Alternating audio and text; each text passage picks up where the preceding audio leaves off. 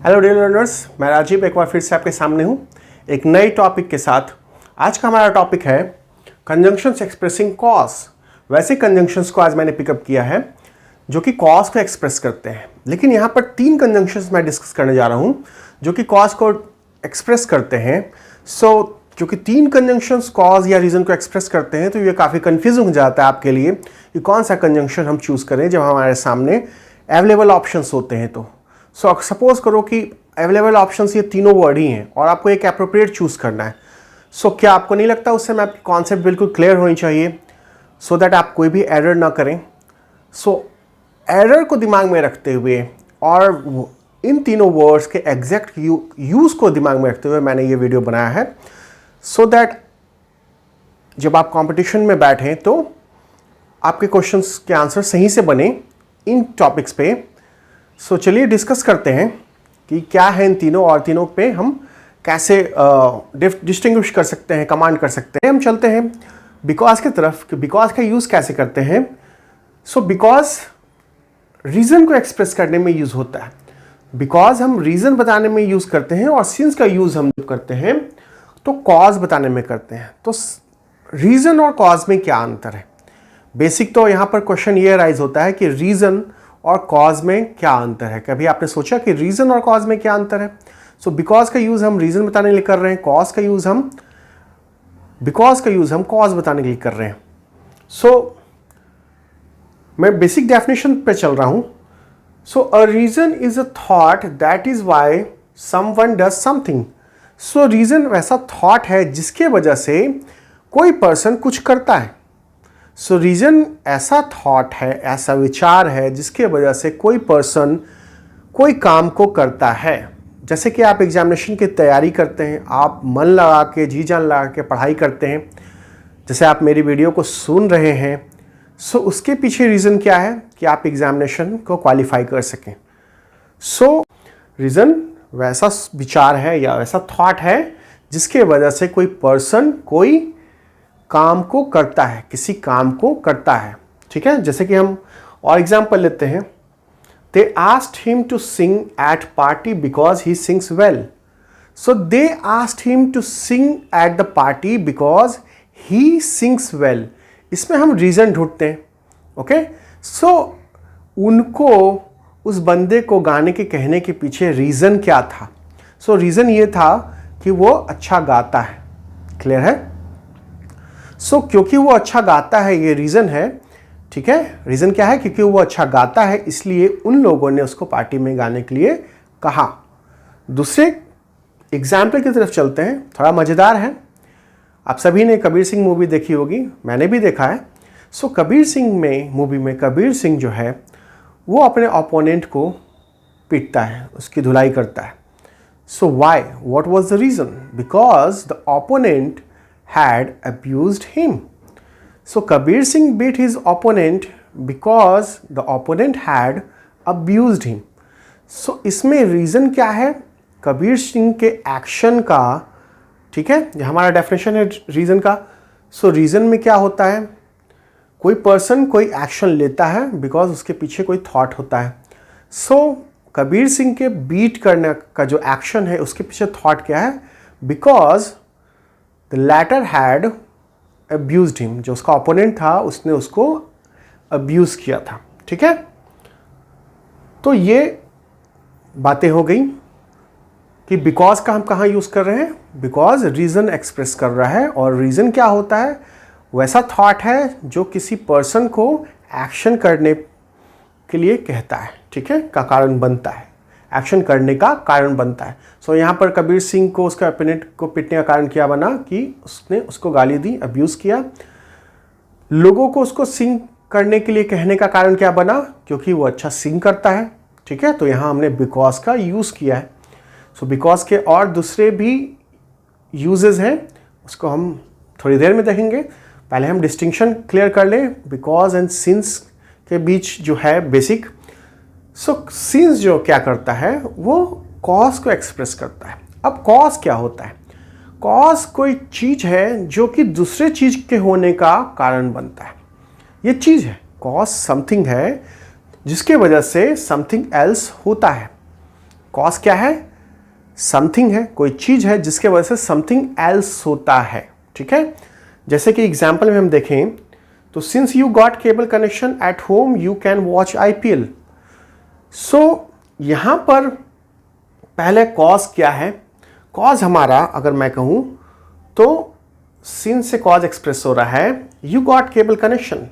यहां पर जो केबल कनेक्शन है वो कॉज है क्या होने का?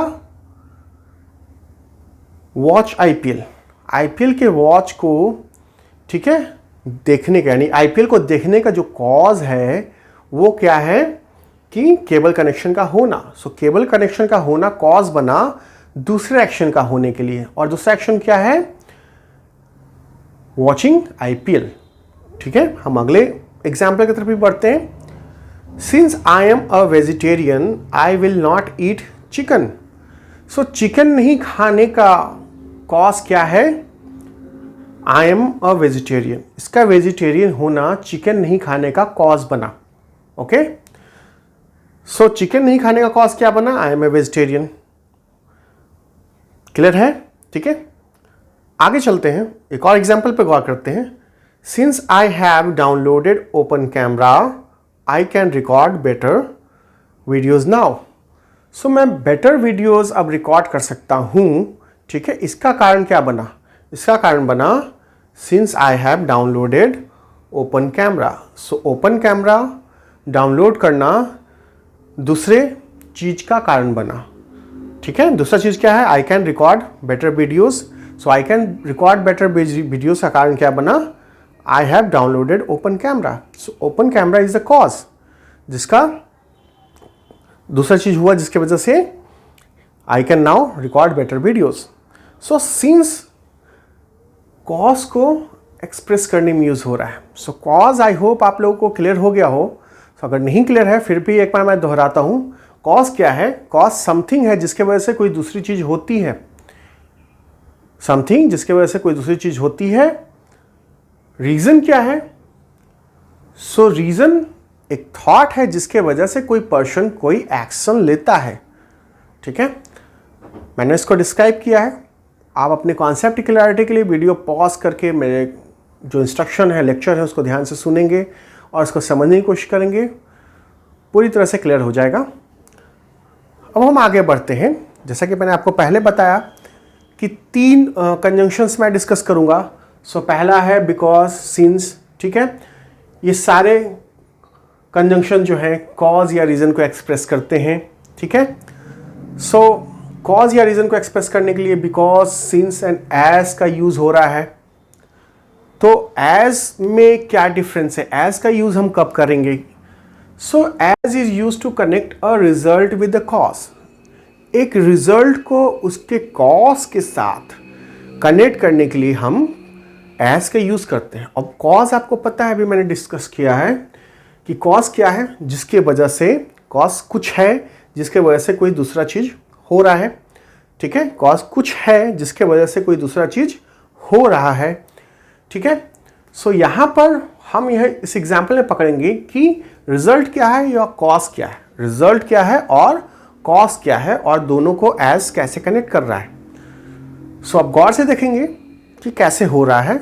अगर आपको कॉन्सेप्ट क्लियर करना है तो इस वीडियो को, मेरे लेक्चर को ध्यान से सुनिए और साथ साथ बोर्ड पे भी देखिए और बाद में पॉज करके भी इसको देखें। अगर आपको कॉन्सेप्ट की क्लैरिटी करनी है और एग्जामिनेशन में इसको सही से बनाना है, ठीक है, तो आपको ध्यान से सुनना होगा और देखना होगा। सो अब हम ढूंढते हैं, आपके पास मैं क्वेश्चन पोस्ट कर रहा हूं कि रिजल्ट क्या है और कॉज क्या है, ठीक है। यहाँ पे मैं पहले छोड़ रहा हूं, पहले आपसे सवाल पूछ रहा हूं कि इस गिवन सेंटेंस में रिजल्ट क्या है और कॉज क्या है। मैं आपके लिए सेंटेंस पढ़ देता हूं। As India is already out of the world cup most Indians are not watching it.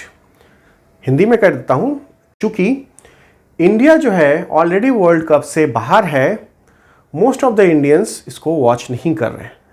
So result क्या है? मोस्ट ऑफ द इंडियंस इसको वॉच नहीं कर रहे हैं, और most of the Indians world cup को वॉच नहीं करने का कारण क्या बना कि इंडिया ऑलरेडी बाहर हो गया। सो इंडिया ऑलरेडी बाहर हो गया, इसलिए लोगों का इंटरेस्ट खत्म हो गया और इंडियंस का इंटरेस्ट खत्म हो गया, इसलिए वो वॉच नहीं कर रहे। तो वॉच नहीं करना रिजल्ट हो गया, और उसका कॉज क्या है, क्योंकि इंडिया बाहर हो गया वर्ल्ड कप से। सो इन दोनों को कनेक्ट कौन कर रहा है, एज कर रहा है। सो एज हमारा यहाँ कनेक्टर है, कनेक्ट कर रहा है किसको, रिजल्ट को और कॉज को। सो आई होप ये क्लियर हो गया होगा आपको। हम नेक्स्ट एग्जाम्पल की तरफ बढ़ते हैं सो दैट और क्लैरिटी हो जाए चीज़ों की। I went to bed early as I had to attend my classes early the next day. So क्योंकि मुझे नेक्स्ट डे क्लासेस जल्दी अटेंड करना था, इसलिए मैं बेड पे गया। सो यहाँ रिजल्ट क्या है और कॉज क्या है। सो ऑफ कोर्स आप सोचिए कि रिजल्ट क्या है, I went to bed early या I had to attend my classes early the next day. So cause है of course I had to attend my classes early next day, ये cause है। और रिजल्ट क्या है, उसका रिजल्ट क्या हुआ कि I went to bed early. So I went to bed early result हो गया, और ये जो पार्ट है वो कॉज हो गया।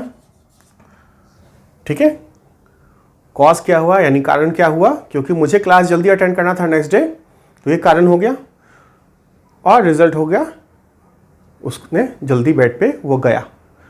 सो उसको किसने कनेक्ट किया, एज ने कनेक्ट किया। नेक्स्ट की तरफ बढ़ते हैं। तो ये नेक्स्ट की तरफ जो बढ़ रहा हूं मैं वो एज का दूसरा यूज है। ठीक है, सो एक तो यूज बता दिया मैंने कि कनेक्ट करता है रिजल्ट एंड कॉज को। यहां एज का दूसरा यूज क्या है, एज को हम दूसरे ढंग से कब यूज करते हैं, in the way that, in the way that, जैसा कि आपने पहले से सोचा था। ठीक है, so he came early as was expected. So as से क्या कनेक्ट हुआ, जिस मैनर में सोचा गया था या जिस मैनर में एक्सपेक्ट किया गया था वैसा ही हुआ। ठीक है, so he came early as was expected.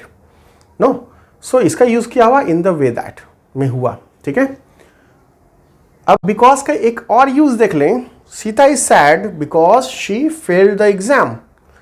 सो यहां पर ऑफकोर्स ये कंजंक्शन की तरह ही यूज हो रहा है, बिकॉज कंजंक्शन है और बिकॉज क्योंकि सिंस कंजंक्शन के साथ साथ प्रेपोजिशन भी है। तो अभी मैं प्रेपोजिशन वाला पार्ट डिस्कस नहीं कर रहा, या सिंस का जो दूसरा टाइम फ्रेम में यूज होता है, नो, उसको मैं यूज नहीं कर रहा। मैं कोशिश कर रहा हूँ एक कारण बताने के लिए, जो हमारे चीज़ है जहाँ कन्फ्यूज़न होता है कि बिकॉज का यूज़ कब करें और सिंस का यूज़ कब करें। सो सिंस के दूसरे यूज़ भी हैं जो टाइम फ्रेम में यूज़ होते हैं, उसको मैं अभी नहीं डिस्कस कर रहा, क्योंकि हमारा मेन टॉपिक अभी कन्फ्यूज़न दूर करना है कि बिकॉज और सिंस के बीच कारण का जो इशू है, कारण को लेके वो कैसे क्लियर करें। ठीक है, सो जितना मैंने अभी तक बताया वीडियो में, मैं आशा करता हूँ कि क्लियर हो गया होगा 90%। नहीं हुआ तो वीडियो आपके पास है, पॉज करके आप सुनेंगे, क्लियर हो जाएगा। बार बार सुनिए, समझने की कोशिश कीजिए। ठीक है, सो मैं दूसरा यूज आपको बिकॉज का बता रहा हूं। So Sita is sad because she failed the exam. यहां पर बिकॉज का यूज हम क्यों कर रहे हैं, एक फैक्ट को इंडिकेट करने के लिए, एक फैक्ट को रेफर करने के लिए। सो सीता सैड है, उसका कारण क्या है कि शी फेल्ड द एग्जाम। ये फैक्ट है कि she failed the exam, fact है, इसलिए सीता जो है क्या है, सैड है, ये भी फैक्ट है। सो दोनों फैक्ट को कनेक्ट कर रहा है हमारा बिकॉज। ठीक है, सो आज मैंने बिकॉज, सिंस एंड एज में एज मच पॉसिबल मेरे लिए था, मैंने आपको क्लैरिटी देने की कोशिश की है। सो मैं होप करता हूँ कि आपको ये वीडियो पसंद आया होगा, और पसंद आया है तो लाइक कीजिए, और प्लीज़ मेरा चैनल सब्सक्राइब कर लीजिए, सो दैट मैं आपके लिए बहुत ही इंटरेस्टिंग वीडियोस लाता रहूँ इंग्लिश सब्जेक्ट्स पे, और आपको ज्ञान देता रहूँ। आप मेरे पिछले वीडियो में भी जाके वीडियोस देखिए जो कि कॉम्पिटिटिव इंग्लिश के लिए है। काफ़ी सारे टॉपिक्स के ऊपर मैंने लेक्चर दिया है। होप करता हूँ कि आपको पसंद आएगा। सो मिलते हैं अपने नेक्स्ट वीडियो में। Until then, bye bye.